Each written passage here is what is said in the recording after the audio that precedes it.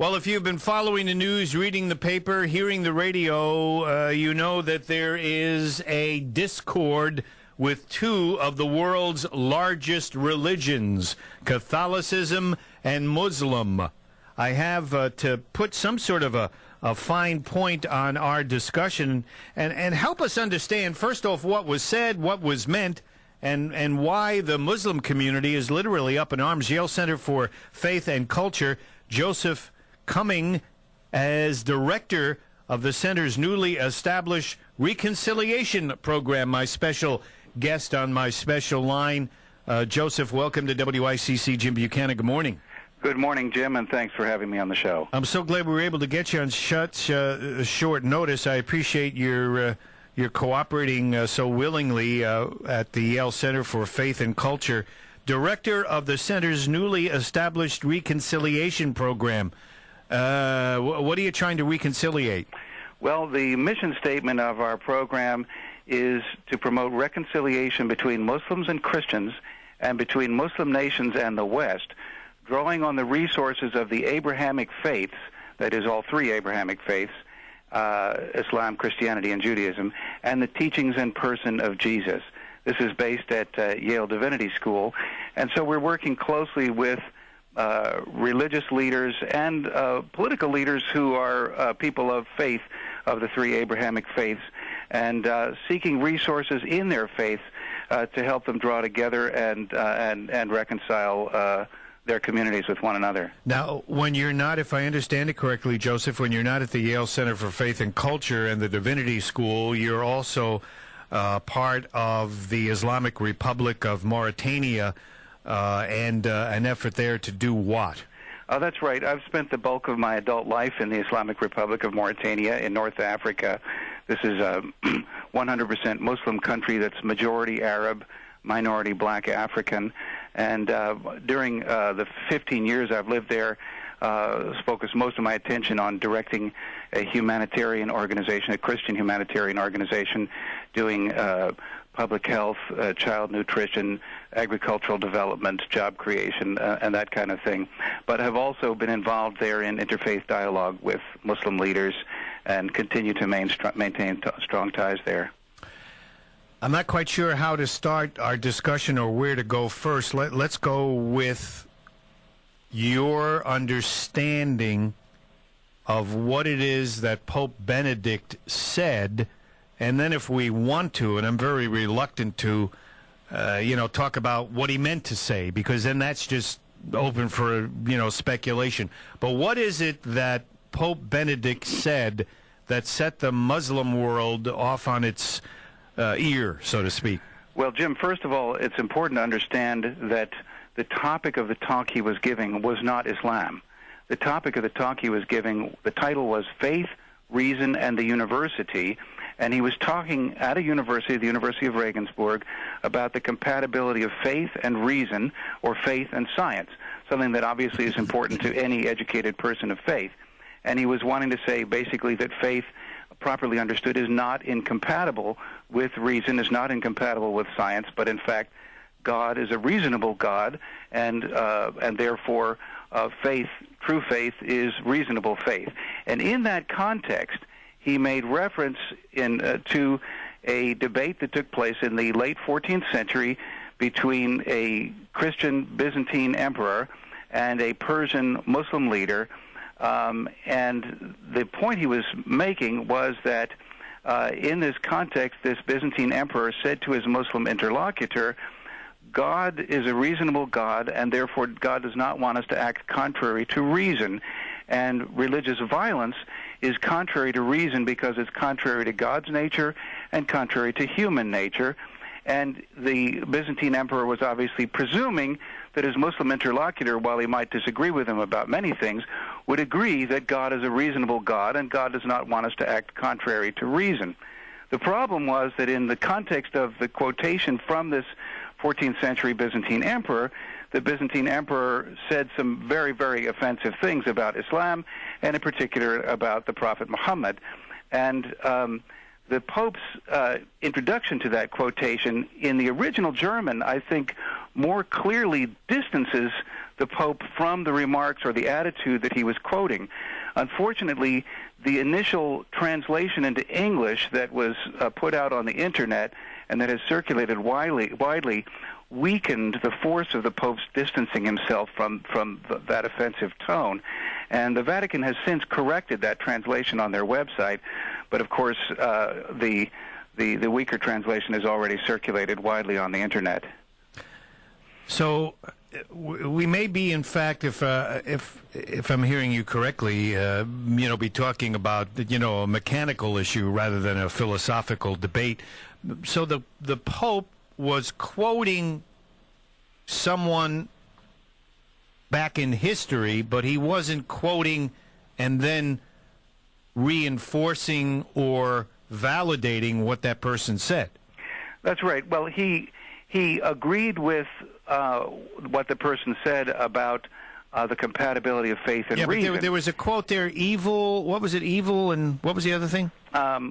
Okay, the quotation, what this Byzantine emperor actually said was, "Show me just what Muhammad brought that was new, and there you will find things only evil and inhuman, such as his command to spread the sword by the faith that he preached." And then he goes on to say, God is not pleased by blood and is not pleased by acting unreasonably. Acting unreasonably is contrary to God's nature. Mm-hmm. To convince a reasonable soul, one does not need a strong arm or weapons of any kind or any other means of threatening a person with death. Was that all of what not all, but was that part of all of what the Pope said, what you just recited? That is all of the quotation from the emperor that he cited. That's correct. Okay. So you can see that the first part of that quotation, if the Pope had been implying that he was agreeing with it, which he was not, exactly, would be deeply offensive to Muslims.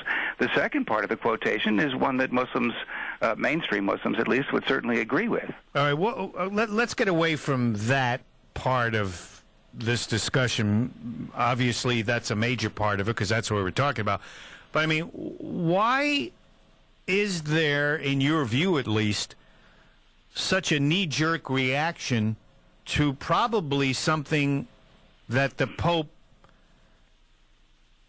didn't, well, not probably, but obviously the Pope didn't mean to say what it was attributed to him as saying, and certainly didn't mean to agree with the quote? I mean, what happened? Something got messed up there. Well, I mean, I think the main thing that got messed up was the translation. In his original German, he said, in quoting it, he said...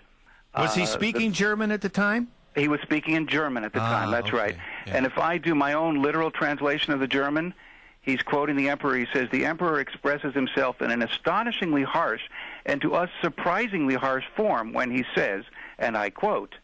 So obviously that sounds like you're distancing yourself from the attitude of the person you're quoting from. Yes. The initial translation, initially put on the Vatican's website, said the emperor expresses himself with a startling brusqueness, and that's all it says. And obviously that's much, much weaker in distancing the Pope from the attitude. You'll notice if you go to the Vatican's website now, they have corrected it and now say with a startling brusqueness, a brusqueness which leaves us astounded. So they added in the phrase, which was in the original German, this a brusqueness which leaves us astounded. Well, now, what's going to happen next? I mean, here we have this, once, and I learned this from being on the radio, once you say something, you can never unsay it. And even if you attempt to correct something, it's already done, it's out there, and there's always going to be that 30% of the population that never hears the correction. Same thing, the newspaper, they make a mistake, they misspell something, they give a wrong date, and you never read the correction, you only read the original story. In your view, as somebody who works in this field and director of the Center's reconciliation program at Yale Center for Faith and Culture, what's going to happen? What do we have to do? What's the next step? Well, I think, first of all, we need to recognize that the Pope issued an apology not only through the Vatican's Cardinal Secretary of State, but also personally, and appearing on the balcony at Castel Gandolfo, apologized himself in person, which is almost unprecedented for a Pope to say, I'm sorry for something I said just last week. And so I want to make sure that any Muslim listeners you may have realize the significance. Catholic listeners will recognize immediately. This is almost unprecedented for a pope to say, I'm sorry for what I said last week. And it suggests that the Vatican is taking this very, very seriously. And I think that's exactly the right thing to do, and is just the kind of thing Jesus calls on us to do, to take the logs out of our own eyes before we take the specks out of other people's eyes. Joseph, I'm sorry to interrupt, but I don't know if you're aware. I've just been handed a news story that the Iraqi parliament is demanding a clear-cut, these are their words, clear-cut apology from Pope Benedict. They've rejected the pontiff's explanation of his remarks on the Prophet Muhammad's teachings, and they say that the Pope has said that the remarks came from a text that did not reflect his own opinion, but he did not retract. He did not retract what he said or say he was sorry for saying it, so says the Iraqi parliament. So now, we have a runaway stagecoach here. That's right. The apology he made in person, he said, I'm deeply sorry for the reactions in some countries to a few passages of my address, and then he goes on to say, these were a quotation from a medieval text which do not in any way express my personal thought. And the official statement he issued through the Cardinal Secretary of State says the Holy Father did not mean, nor does he mean, to make that opinion, that is the opinion of the Byzantine Emperor, his own in any way. So you're right. He's not saying I was wrong. He's saying I did not mean to imply and still do not mean to imply that he clarified. That I agreed with this quotation, and I'm sorry that it came across that way. So again, my thought is, here we are. It's now. It's today. It's in the moment. What's going to happen next, in your view? What should happen? What needs to happen? Well, I think that the Vatican is, in general, Muslims have seen the Vatican as a friend. They have appreciated the way in which the previous Pope, and with the support of then Cardinal Ratzinger, spoke out in opposition to the war in Iraq, has spoke out in defense of human rights for Palestinians, has spoken out for human rights of Muslims in other countries, and that has been very, very significant. And the Vatican has made tremendous efforts through the years on the basis of Vatican II documents like Nostra Aetate to build bridges of dialogue, mutually respectful dialogue with leaders in the Muslim community. And that's not going to be erased by one incident. So I think that, people in the Muslim world are deeply distressed by this, very upset about it. But I think that the Vatican is moving fast to try to reassure people in the Muslim world, and that most Muslims are inclined to want to listen with a sympathetic ear, because they recognize that the Vatican has been a friend in the past. I'm almost desperately out of time. My only observation is, and again, you're the expert, not me, but my only observation is now you got the Iraqi parliament involved. Somebody, may say, well, who cares, But when you get a government involved in a religious issue, it just notches it up. Joseph Cumming is director of the center's newly established reconciliation program, Yale Center for Faith and Culture, the Divinity, what is it, Joe? At Yale Divinity School. Yale Divinity School, thank you.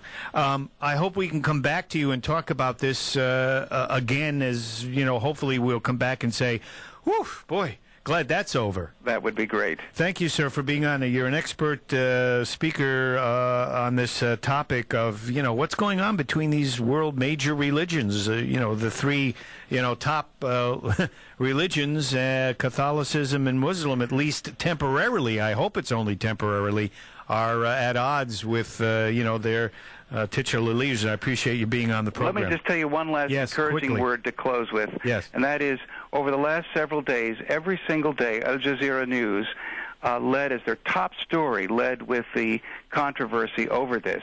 Yesterday, they led with an accurate coverage of the Pope's apology, and today, the whole story dropped completely off their top headlines. So I think they feel, at least for the moment, that the waters have been calmed somewhat. Joseph, thank you so much for being on the program. Much appreciated. Thank you. Have a good day. Bye-bye. We'll come back. More WICC, Jim Buchanan, Talk of the Town. You're listening to Jim Buchanan, solving the world's